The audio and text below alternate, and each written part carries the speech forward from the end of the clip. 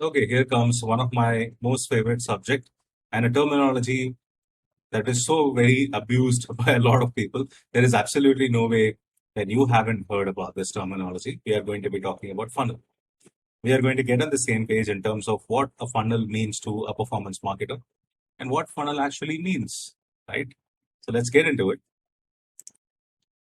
Before we start cracking copies and visuals for the ads, right? There are some ground rules and we are going to be talking about those ground rules. So what I mean by copy, the copy, for those people who do not understand the terminology, copy doesn't mean copy paste.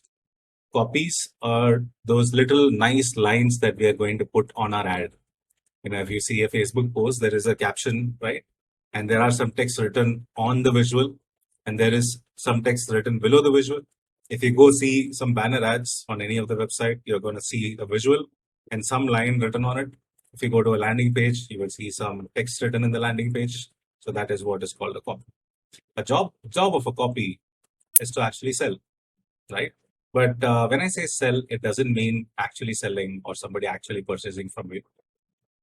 A job of a copy is to move a person from a single point to another point, from a point A to point B. And we will talk about that in detail.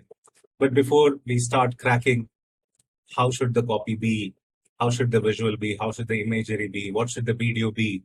There are some ground rules. Okay?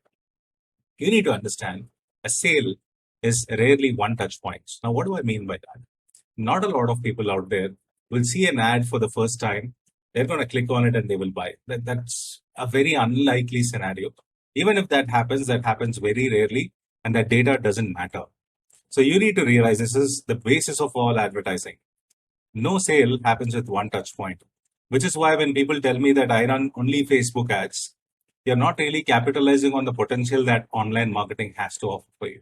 I know Facebook ads are really exciting. It is going to get you conversions immediately, and it is going to get you conversions at a lower cost. But for how long? I do not know of any business out there that thrives only on Facebook's, right? You might say that, I know a lot of businesses that do only Facebook ads, but you're wrong. People they might have done influencer marketing campaigns. They might have done good SEO. They might have had good UX. They might have a lot of reviews about the product. You never know why that sale happened. It is not only the Facebook ad that is driving results. Okay. So the sale is rarely one touch point. Whenever you think about you as a consumer, right? Before you buy any product, would you just click on an ad and buy a product? You wouldn't. You would go check with your friends. You would go to Google to read reviews. You would go check out the Facebook page of the brand. You have different ways of, measuring the brand's credibility before you actually make that purchase, right? So hence, not a lot of consumers do that. Everybody do their own research. They take recommendations. They look at different things before they open up the wallet to you. So the sale is rarely one touch point. It is never click on an ad and buy. And hence, most of your ads, there is something called frequency.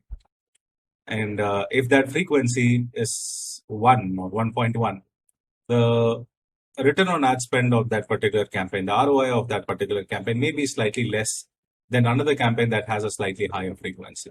And that is one way of looking at it. There are different ways of looking at whether a sale can happen after a click or a lot of research happens before a sale happens. Okay, we will talk about all of that. While the end objective of an ad is a sale, but it is not the only job of an ad. The job of an ad is actually push the user down the funnel, push the user down the customer journey. Let's say, you're showing up an ad to me for the first time. Your job is not to get me to open up the wallet. Your job is to get me to click on the ad first, come to my website, read about my products, read about my benefits, and not open up the wallet immediately. So your job is actually to get me to click on the ad first. And once I click on the ad, your job is to get me to the landing page. And once I get to the landing page, your job is to make me understand how do I browse your website? What do I do on your website now? So that is what is a job of an ad or a job of a copy is, okay, to push the user down the customer journey. So let us understand the customer journey. The best way to explain this concept is the much talked about funnels. And let us look at how funnels generally look like. Okay. So this is a very traditional, regular funnel. And you must have seen this several times. People call it buyer journey, customer journey, funnel. You can name it whatever you want, but it is typically a journey of the user. It starts from a user getting aware of your brand. Then they move into consideration phase where they compare you with someone else. Then they go ahead and buy your product.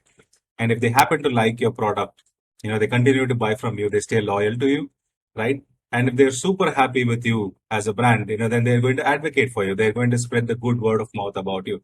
So this is a regular funnel. This is a classic funnel. This is what a funnel actually means, wherein it starts from the user getting to know you all the way up to that user going and raving about you to their friends and families. Okay. This is how an e-commerce funnel looks like. For an e-commerce website, the journey typically starts from the homepage.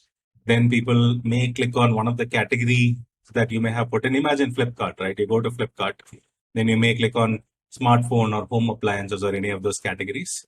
Now, once that category opens, you'll be clicking on the left side if you want to sort it out by brand or by price or by discount. So that's called layered navigation. Or you might use the search box to actually find whatever product that you're looking for.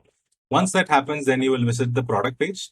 And the product page is where you get to see the reviews, ratings, the description, the specification of the product. If you're actually convinced with all of that, then you will add the product to the cart. From the cart, you'll go to the checkout page where you will put your address, add credit card information, or decide to buy cash on delivery, whatever you want to do in checkout. Then you end up becoming a customer, right? So this is a typical e-commerce funnel. And at every stage, you will see that visitors going away. And we will talk about that a lot when we talk about conversion rate optimization. But at this stage, what you need to know is the journey of a typical user inside an e-commerce website. Now, this entry point could be anything. If you compare this previous funnel to here, the awareness can happen if somebody directly visit your website, they get to know whatever your homepage says. But the awareness could have happened from the traffic source itself. For example, if they found you through organic search results, SEO, they would have gotten some awareness there itself. For example, if they found you through Facebook ad, that Facebook ad would have done the job of creating a little bit of awareness before they drove you to the landing page or the home page, right? So this is how the typical e-com funnel looks like. It is the journey of the user going from homepage, checking out products, adding to the cart, making a payment, and becoming a customer. Now, after they become a customer, the funnel just keeps on continuing. For example, they might come back and buy from you. And while they're coming back, they could come from an email campaign that you may have run, or they may have just remembered you, or from an SMS that you have sent, or from a push notification that you have sent, right? So there are different ways to bring back the customer. The customer, again, they might go to a category page or they might go to a product page, and the same thing happens again. If the customer is really happy, they're going to spread the word of mouth to their friends and families, and a lot of them are going to come and buy from you. The referral becomes awareness, and the customer is going to refer others, which means the other person is getting awareness somewhat, and then they visit your homepage, and the journey repeats again, all over again, right? I know there are concepts like flywheel, and people give really jazzy names saying that funnel doesn't work anymore, but nothing comes closer to funnel. Nothing has the sophistication of a funnel. So if somebody tells you flywheel or something else, which means they're trying to sell their product to you and not really caring about your marketing. So you can put any sort of a business, any type of marketing campaign, any type of a customer journey inside a funnel like this. Okay.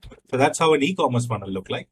This is our regular B2B service funnel look like. I mean, talk about an agency, right? Or talk about somebody doing interior design for other companies. So any sort of a B2B service business. I'm not talking about B2B product business, B2B service business.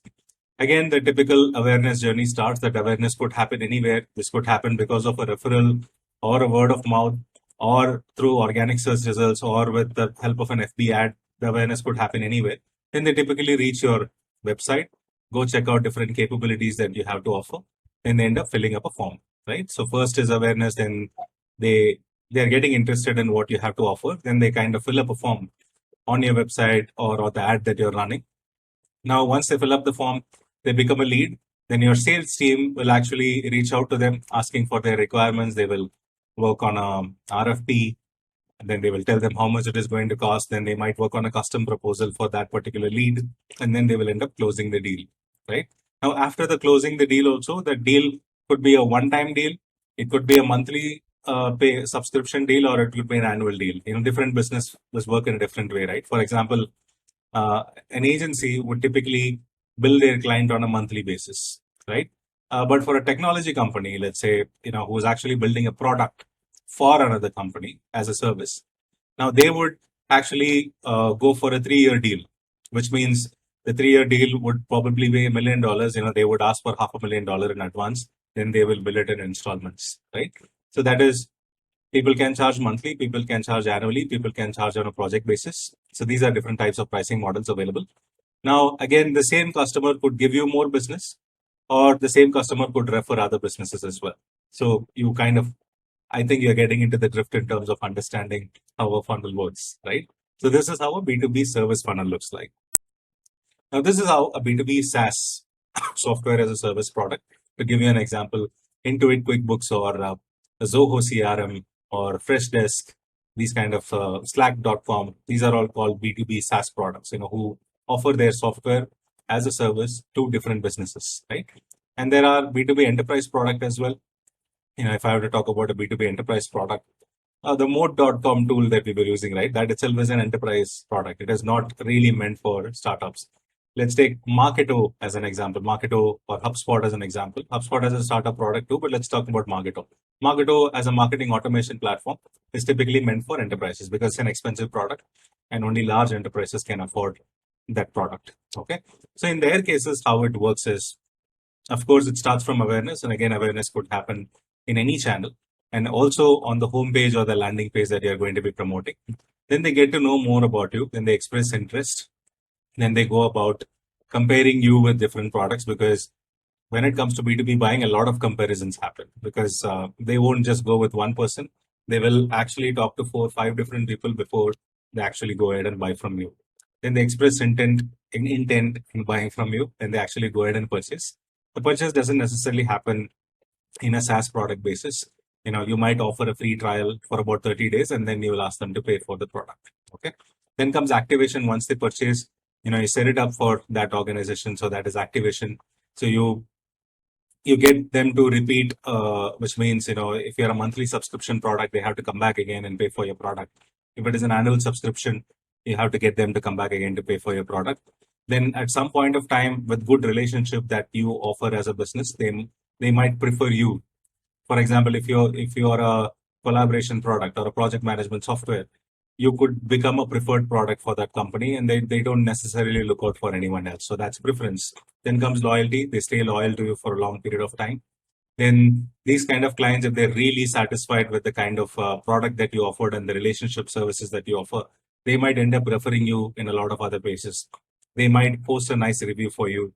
They might give a customer testimonial to you. All of that happens. Then finally, it becomes advocacy. When the customer actually goes and advocate for you, this often happens.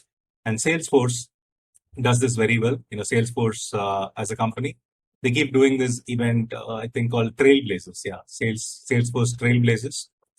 In that event, they actually invite some of their top customers, and those customers come and advocate for Salesforce, right? And whenever they do that, even they invite all the prospects or hot prospects in that region, and they do it like a gala event at a 5-star hotel, nice dinner, nice setup, where the prospects are listening to the customers who are advocating for Salesforce, right? Imagine the possibilities of conversion right after this event. So that is called advocacy. So this is how a typical B2B SaaS or a B2B enterprise funnel looks like. This is an example of an app marketing funnel. If you have an app, an Android app or an iOS app, typically what happens, there is awareness where you're running an ad and people are getting to know about you. Then they click on an ad, they come to the Play Store or the App Store, then they download your app, install your app. Then once they install, they start using it. And, these people will come back again to use your app as well, because it's not a one-time job, right? And whenever somebody installs your app, you want them to be coming back to your app every time. So that's retention. And finally, not just coming back, you might have different products, different features. You're a game, you might actually end up launching a new module. You would want engagement for that, and that happens. Here also, the advocacy, referral, all of that happens. So typically, if you look at it, all these different funnels takes you back to the classic funnel that we looked at. This is how it is, right? I mean, you can add whatever you want in between, but you just have to go back to the classic funnel, which is awareness. Then, they start comparing you between you and others. They express interest. Then they kind of start buying from you. Once they're really happy from you, then they stay loyal to you. And some of your loyal customers can end up becoming advocates as well for you. So that's how a typical funnel looks like. Hopefully, we got a strong understanding in terms of what a funnel is. So let us simplify this. What if you are not one of these businesses? Like we talked about an e-commerce, we talked about a B2B SaaS product, enterprise. We talked about an app use case. What if you're not one of them, right? And so let us simplify this. So this is actually a very classic way of constructing a funnel. Okay. And we touched upon this during our workshop, but let me anyway reiterate this again. Okay. At the first stage is customers who are unaware, who don't really know you, who are not really aware of the problem that they have. So these people are absolutely clueless about you as a business. They don't know about the pain point that you're solving. They know about the problem that they have in first place. This is people who are unaware. Then there are problem aware customers. These are people who are aware that they have a specific problem, but they haven't really done anything about it. So that is problem aware. Then there is solution aware, people who are aware of problem, plus they know what to do about it as well. This is where they get to know about you as a brand, that you have that solution. Then comes product aware. Product aware are the people who are actually comparing you with other people. If you're actually, they have this doubt in their head if they still can trust you or they should go with somebody else. And finally, the most aware, people who pretty much made up their mind to buy from you, but they still haven't bought it, right? Because once they buy it, once they buy from you, they become customers and then they fall into a completely different bucket. A lot of you may have this question that, how does it relate to the typical top of the funnel, middle of the funnel, bottom of the funnel? A top of the funnel audience is somewhere who is in between, who's either unaware of the problem that they have or they're aware of the problem, but they don't really know you. Okay, so this audience is typically top of the funnel audience. There is a reason why we have drawn a middle line, because some of these audience could be middle of the funnel as well. And I will, while we are talking about Facebook ads and Google ads, we'll definitely give it a detailed explanation on how audience can overlap between top of the funnel and middle of the funnel. Then you have solution aware folks. Solution aware folks are people who know you. This is the time they already know you. They have engaged with you, or they have watched your video, or they may have visited your website. They've gotten an understanding about you. Okay, so that is middle of the funnel. Some of them are in the comparison stage between you and somebody else, and this can be middle of the funnel and bottom of the funnel both, and hence you see a flat line. Finally, between this person and this person, somebody who knows you very well and somebody actually who's very convinced about opening up their wallet to you, that becomes your bottom of the funnel audience. But a better way of looking at it, this is a more simpler way of looking at things, whereas you describe a funnel, top of the funnel, middle of the funnel, and bottom of the funnel. This is getting a little more in depth in terms of constructing your communication. People who are unaware, problem aware, solution aware, product aware, and most aware, right? Let me explain with an example. So I have taken growth school as an example, right? And unaware is somebody who doesn't even know, they're super happy with their careers, they're happy with their jobs. They don't really think that they have a problem. So there's unaware people. But there is a second category of people who want to upskill because they know that they're getting outdated, right? And in order to really thrive, they need to be upskilling themselves. They know that they have a problem, but they don't know how. They know that they need to be upgrading themselves, but they don't know how. Now, what do these people care about? They care about their own challenges. This is what keeps them up at night, and they think about how society perceives them. They think about how their family is looking at them, how their friends is looking at them. Because end of the day, one, it's your own willingness to move forward, and number two is how the society is looking at you. You might want a better lifestyle. You might want your family to think big about you, right? All of these things may potentially help shape your decision. So these are people who want to upskill themselves, but they don't really know how. The solution aware people are people who want to upskill themselves and they know about growth school as well. They know growth school is one of the options that can actually help them upskill. Then comes this product aware audiences, the where they're aware of growth school and they know about the program as well that will specifically help them. For example, growth school has growth hacking, performance marketing, UX, podcasting, and all of that, right? So they get to know about the product that is specifically meant for them. That is what is called a product aware audience. You could be a large company selling multiple different products. So if an audience gets to know which product is specifically going to help them, that's when they become a product aware audiences. Okay. Then finally, most aware people who are 100% sure, that they want to go with growth school, but there's still something is stopping from them, and that could be procrastination, or they could be looking at coupon codes, discounts, or they could be looking out for validation, or they don't really know if this is the right time to upskill themselves. This very likely happen. A lot of people procrastinate. A lot of people think that now is not the time. A lot of people think that I am already busy in my job. I may not be able to give enough justice even if I invest in this. So these are the typical people. They know that it is the best product for them, but for some reason they haven't converted. Okay. So this is a better way of breaking down your audiences. Okay, let me repeat it again.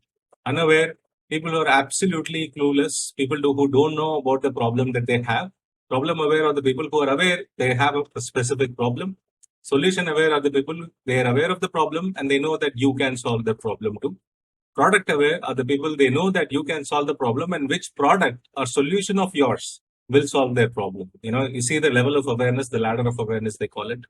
And finally, the most aware audiences, they are pretty much sold, but they haven't bought for some reason. Okay, that could be procrastination, that could be they feel that not the right time, they're looking for discounts or they're looking for more validation. They're pretty much sold, but they just do not know if it is the right time to make that decision. Okay, so this is one way of breaking down your audiences. Now, where can you find these people? A lot of people you have asked in the community that, Deepan, how do we go about finding these audiences? That is the most important thing, right? So let me give you a breakup. It's actually a pro tip. You can find them on Google search based on the keyword intent. For example, if it is a marketer and if they want to know advanced marketing programs or advanced advertising or advanced digital marketing, something like that. Anybody who's searching for with that keyword intent, which means I can easily understand if somebody search for advanced digital marketing, which means that person is already a digital marketer. They want to upskill themselves. So that's why they're searching for advanced digital marketing. But let's say somebody is searching for learn digital marketing on Google, which means that person have just heard about digital marketing. They have a vague idea about digital marketing, so they want to learn what it is. So right there, between these two keywords, we understood the intent of these people. We kind of profiled them. Somebody who is wanting to learn digital marketing had absolutely no clue or have a very little idea about digital marketing. Somebody who is looking for advanced digital marketing, which means that person is very likely already a digital marketer. They want to take a little more advanced program, right? So you can actually, this RLSA is remarketing list for search ads. For those who do not know, while we're talking about Google Ads, we will talk about it. This is more like retargeting, but retargeting on search, the search Google text ads. Okay. Then Google Shopping is a high intent advertising. Anybody who is searching for a specific product, let's say, if you want to buy an artwork for the wall behind me, if you just search for wall artwork, there is Google Shopping that is going to give you a best of the products based on their algorithm or whoever is running ads. It is going to show you a gallery of ads on Google, right? Which you can buy from directly. Very powerful form of advertising. Then you can let the channel decide who to show it to, right? Google search has all these objectives, right? Whenever you're setting up a Google ad campaign, it usually asks you, do you want to drive calls? Do you want to drive traffic? Do you want to drive conversions? They ask these questions. Facebook also asks this question. LinkedIn also asks this question, that what is your objective? Then once you select the objective, if you leave your targeting open, or even if you give a specify a targeting, these channels, they typically show to the people who will very likely performing that action. For example, let's say if you want to drive traffic for your website, you selected traffic as an objective in a Google campaign or Facebook campaign. Google knows who to show that ad to. Google will not show that ad to everybody. Similarly, Facebook will not show that ad to everybody. They will actually filter the audiences based on their historical understanding of that audience. Okay, this particular audience is very likely to click on this and they will end up showing your ads. Similarly, when you select conversion as an objective, right, they will end up showing your ads to people who are very likely to convert.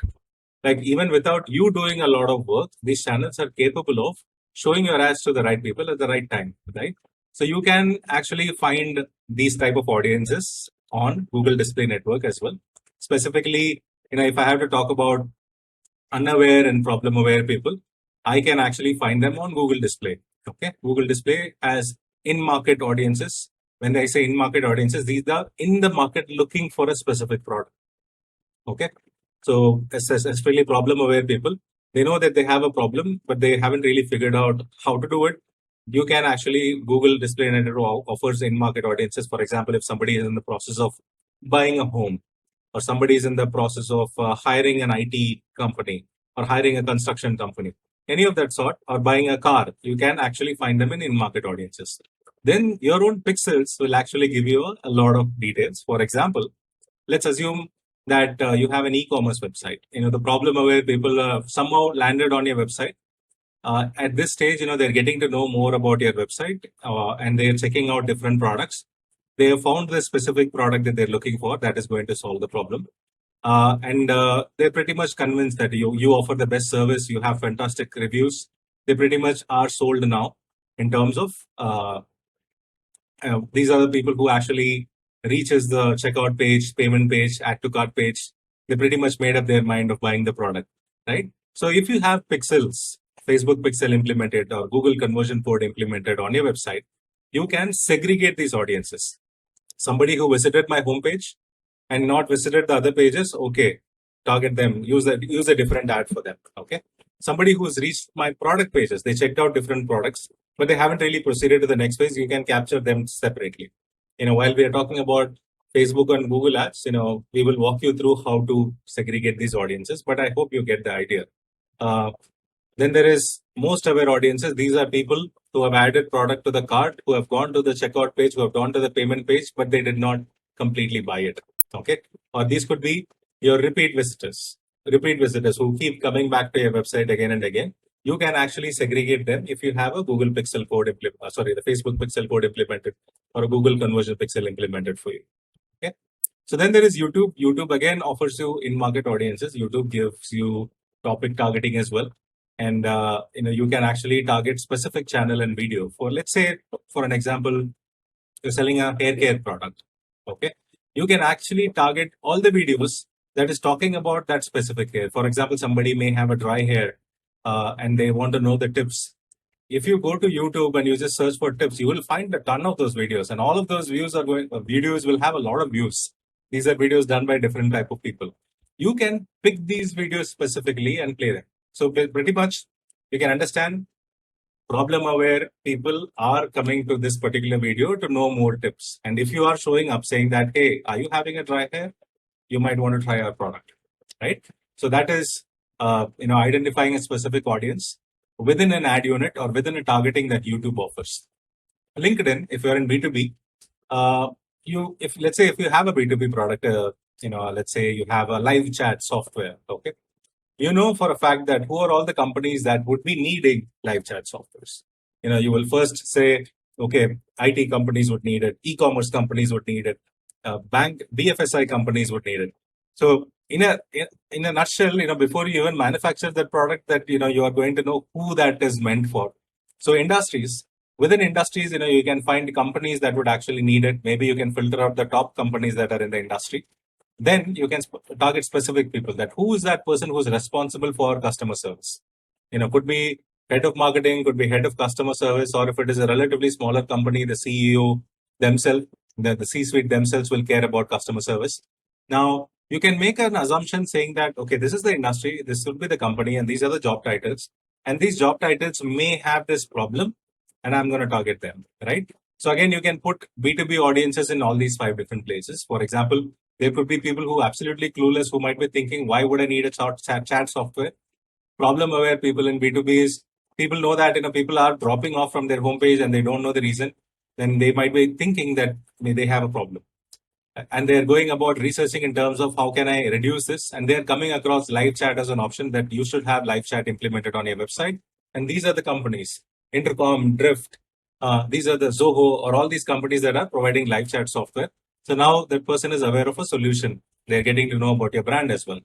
Now within, for example, once they chose Intercom as a company, Intercom may have many different products. and they have to choose the right product that will solve their business. They could choose a very simple live chat instead of chatbot functionality. So they have very plain live chat that cost them very less. They have pretty much made up their mind. Okay, this is the product that is meant for me. And finally, the most aware people are, they have pretty much made up their mind. They're sure that intercom has the right product for them, the right pricing, but for some reason they're postponing that decision. Okay, so that is how B2B audiences are. So you can find these kind of audiences with a wild guess. While it is not as powerful as Google and Facebook in terms of identifying the right audience who will convert, but you can actually show up in front of right audiences who may be in the need of the product or who are in the market looking for your product. Okay. Then comes our most favorite, Facebook. You can actually run it with open targeting, my friend. This is a pro tip. I do not know how many of you have done that. Please run it with open targeting, which means once you select conversion as an objective, uh, just don't do anything else. Just put the location that you want to target. That is very, very important, because if you are a company that is serving only India, you don't want to be running it for the rest of the world. So select your geography properly. If you want, you can restrict it by age as well.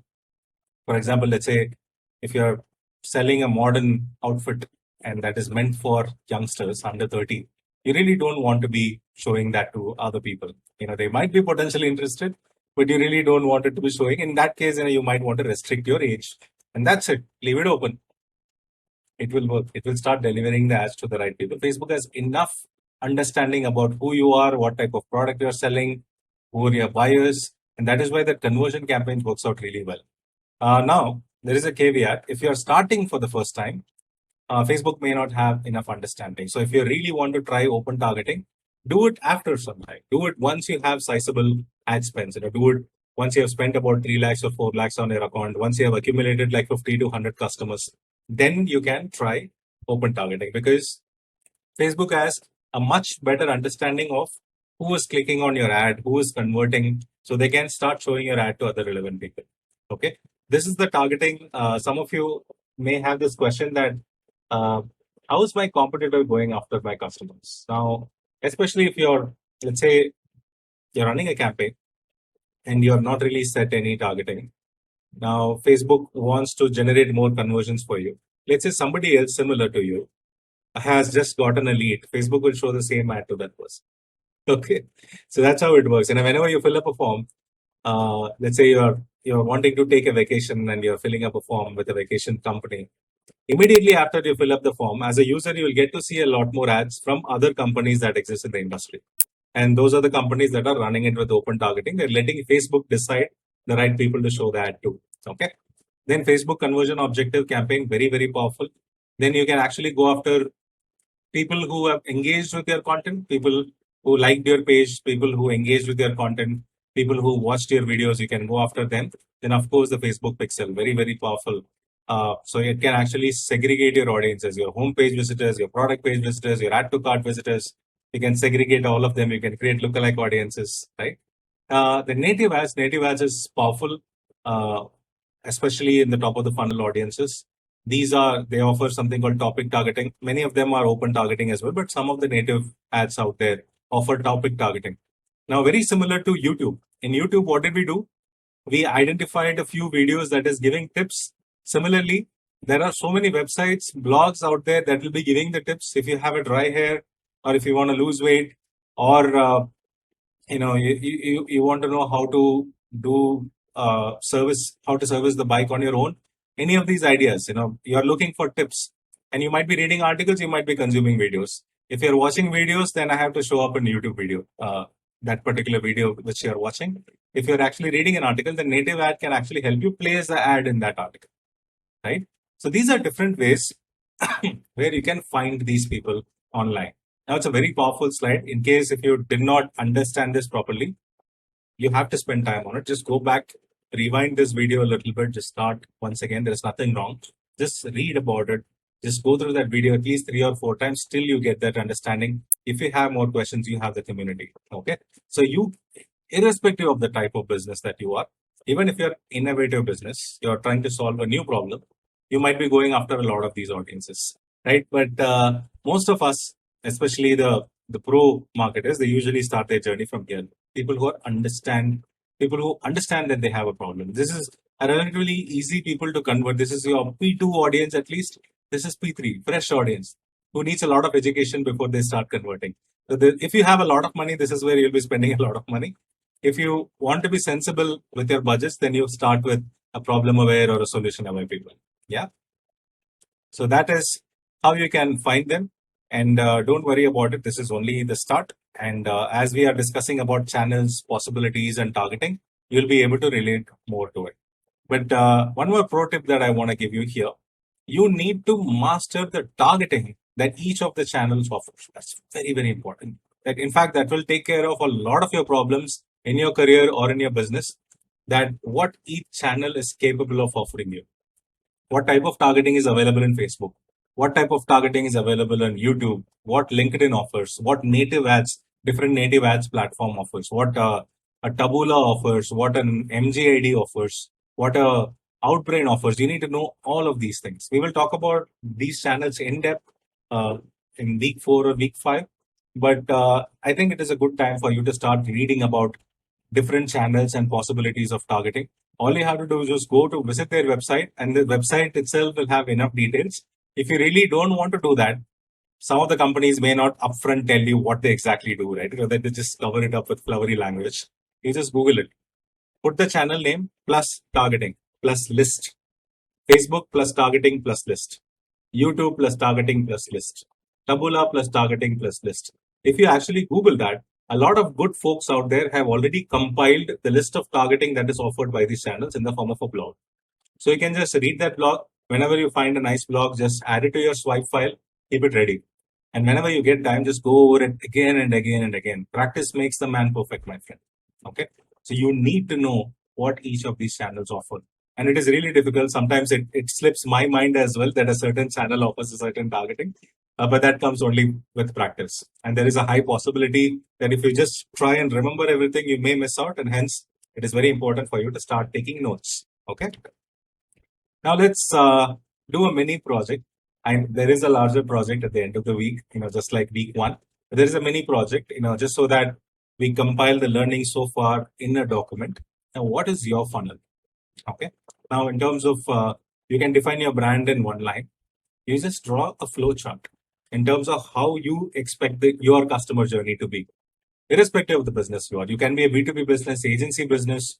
You can be a brand. You can be a B2C product. You can be a D2C product. Irrespective of who you are, your customers will have a journey. And it doesn't have to be data driven. We will talk about all of that data driven tactics a little later. But just put a flow chart, put a journey starting from awareness all the way till the time they become loyalists, and which are the channels that they visit. That is more than enough. If you do not have a brand, take Growth School. Okay. How do you think the funnel looks like for Growth School, right? How do we get our audiences, and what are the possibilities of getting an audiences to our website, to our landing pages, and how we go about converting that audience, how those audiences like you end up becoming the brand ambassadors for us, right? So you can take Growth School, or you can do it for your own product, or you can pick up any product out there, any big brand, just visualize the funnel. That's more than enough. Okay. So I'll see you in the next chapter.